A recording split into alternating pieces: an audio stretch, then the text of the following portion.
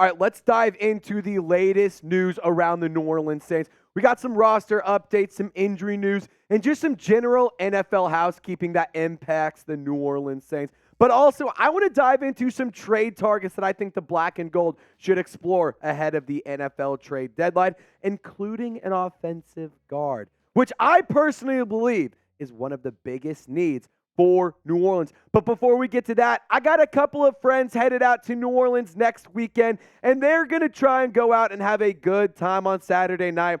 So I recommended go check out Pado's, go hit Lafitte's, get some of that purple drink. But I want you to let me know, what's your favorite spot in New Orleans? That way I can send my friends out and they can have a hell of a weekend.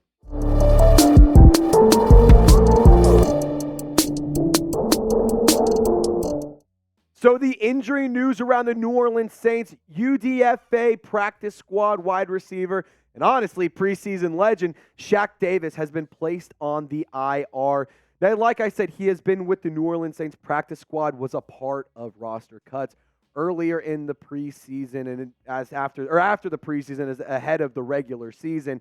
Unfortunately, I actually really hate this because I thought that Davis showed some really good things in those first 3 weeks. I mean, the body size, the frame, giggity, I mean, it's huge.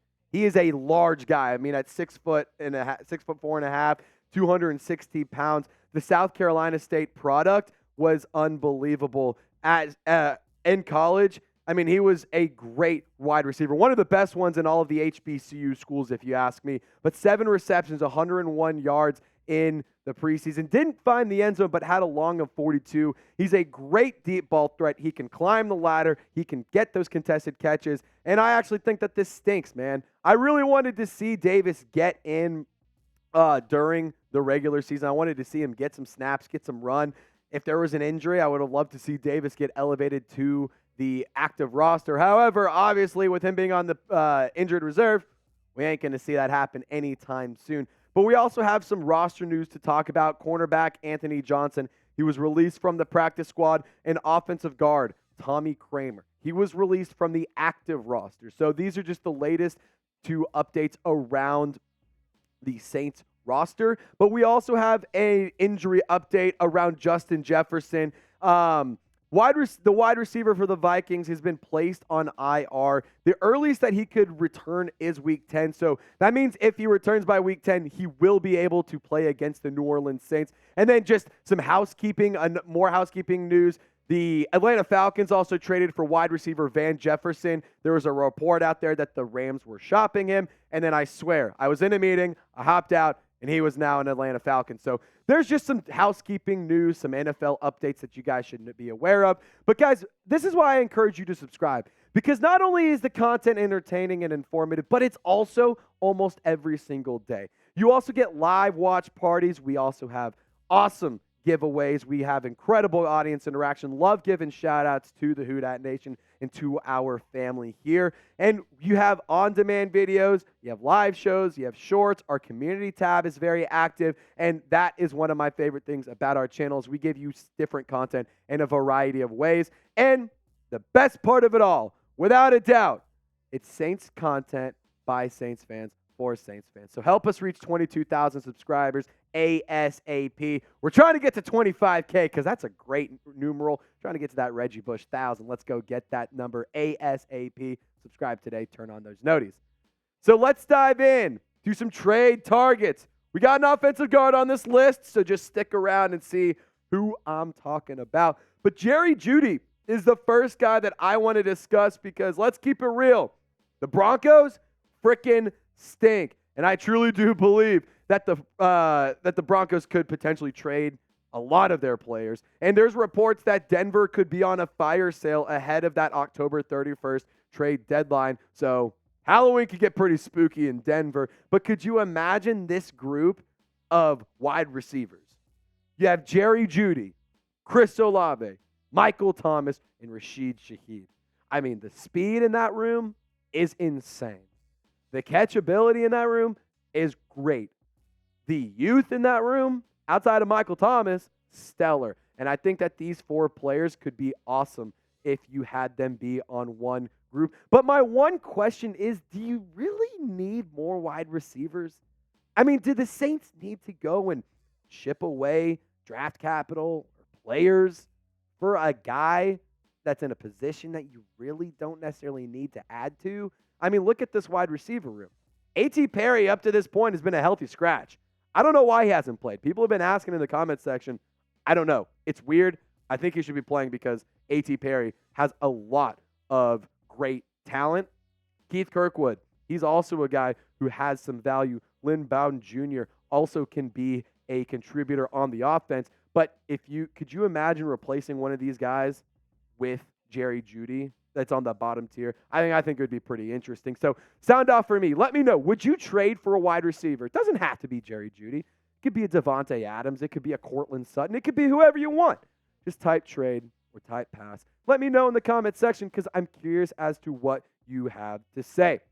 And guys, I want to give a very special shout out to Prize Picks. Again, we got an offensive guard trade coming up, so stick around for that. But if you want to take advantage of the best daily fantasy sports app, I cannot encourage you enough to go download the Prize Picks app. Now, I'm super excited to tell you about our new sponsor here at Saints Now, which, like I said, is Prize Picks. It's the largest independently owned daily fantasy sports platform in North America, and it's the easiest and most exciting way to play DFS. It's just you against the numbers. So go to prizepicks.com/CLNS and use code CLNS for a first deposit match up to $100. And instead of battling versus thousands of other players, including pros and sharks, you just select 2 or more players, pick more or less than their projected stats, and place your entry. Prize Picks is the most fun I've had, winning up to 25 times my money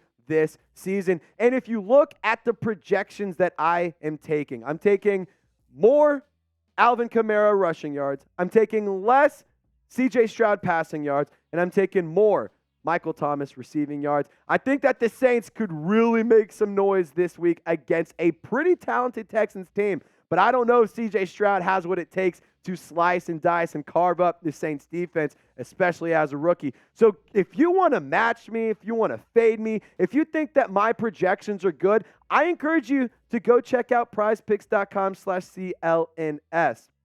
Again, I can't believe I have gone this long without using Prize Picks. It's made my viewing experience so much better. So go to prizepicks.com and use code CLNS for a first deposit match up to $100. Daily fantasy sports made easy. All right, so that offensive guard that I told you about, I'm a man of my word. I keep my promises. Ezra Cleveland. And let me tell you something about this. Y'all are pretty familiar with my guy, Producer Seeps. He's been a producer on the show a time or two, and he's been a part of our live shows. And he walked in today and said, hey, Vikings, they're blowing it up. I'm calling it right now. They're blowing up the operation. It ain't going to be pretty the rest of the season. Trade away everyone.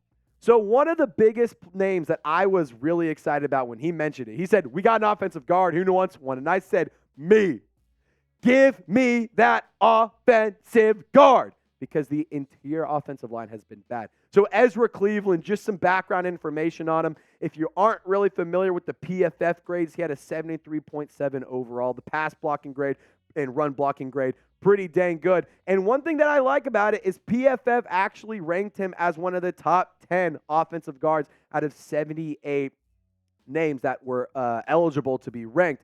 And so I did tweet this out on X, or I guess post this on X, formerly known as Twitter. So thoughts on the Saints trading for Vikings offensive guard Ezra Cleveland. Minnesota might be in a fire sale, and the Saints interior offensive line has struggled this season. If you like this tweet, if you like this idea, give me a follow. Check it out for more content. But Ezra Cleveland's PFF grade is a 73.7 overall, which compared to Cesar Ruiz, 51.3, Andrus Peat, 54.1. And I really do believe that the offensive line has shown some improvement.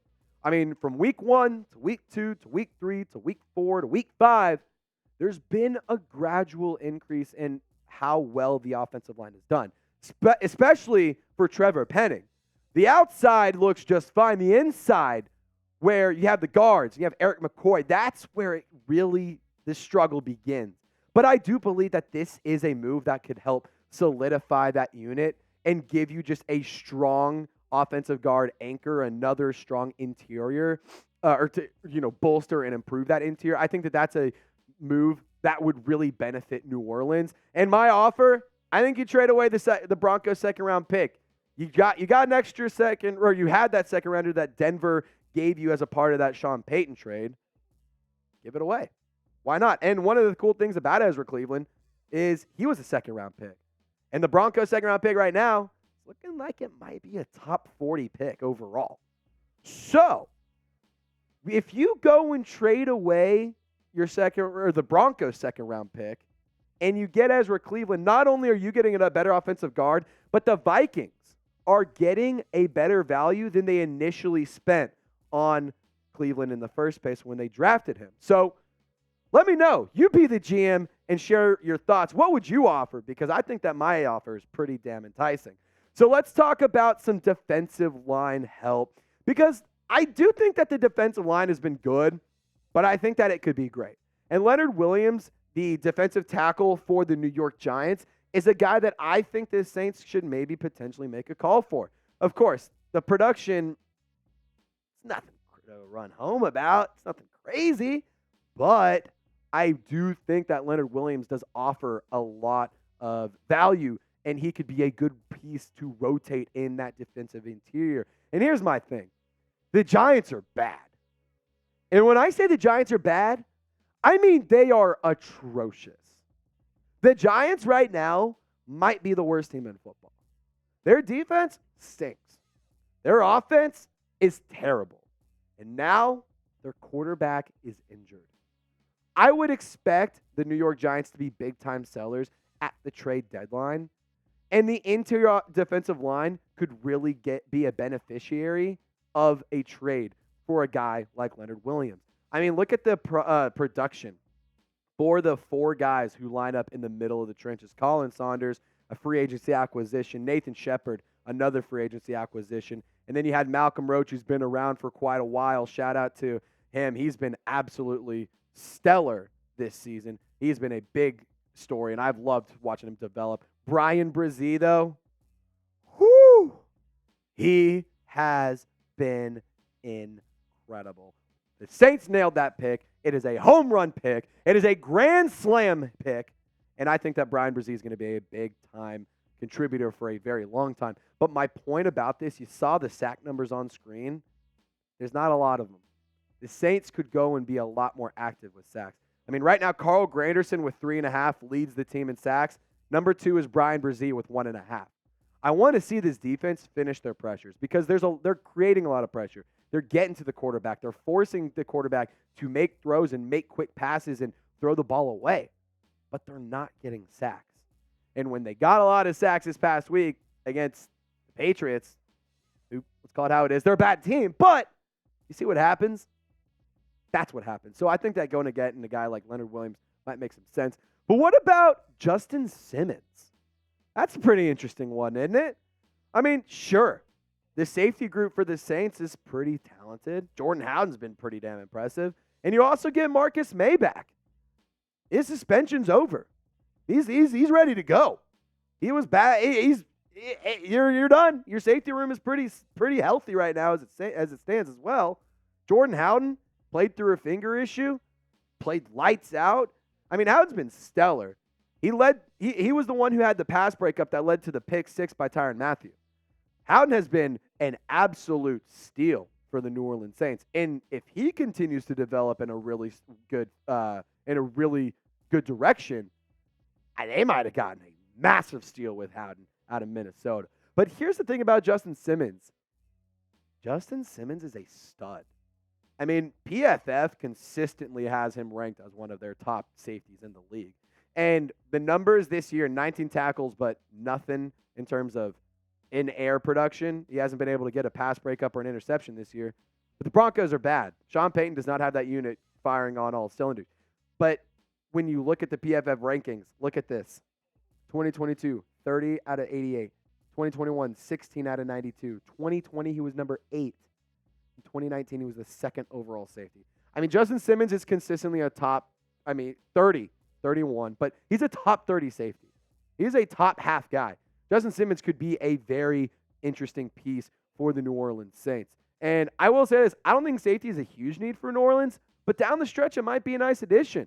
I mean, having a player of Justin Simmons' caliber could be really, really beneficial for New Orleans if they find themselves in a playoff run, or if they find themselves in week 13, 14, 15, 16, just right outside of the hunt, or right in the hunt, right outside of the playoff picture. I think having a player with veteran experience who knows how to be a productive member of a quality defense, I think that could only benefit the team. And especially when you get to the postseason, you want talent, you want depth, and you want experience. And Justin Simmons has all three of those things. But I also got 4 honorable mention players. I tweeted out something about, hey, what are some guys that you want the Saints to trade for? And here is just a handful of names that were commonly replied. Chase Young, Danielle Hunter, Budda Baker, and Courtland Sutton. I think those are all 4 interesting names as well.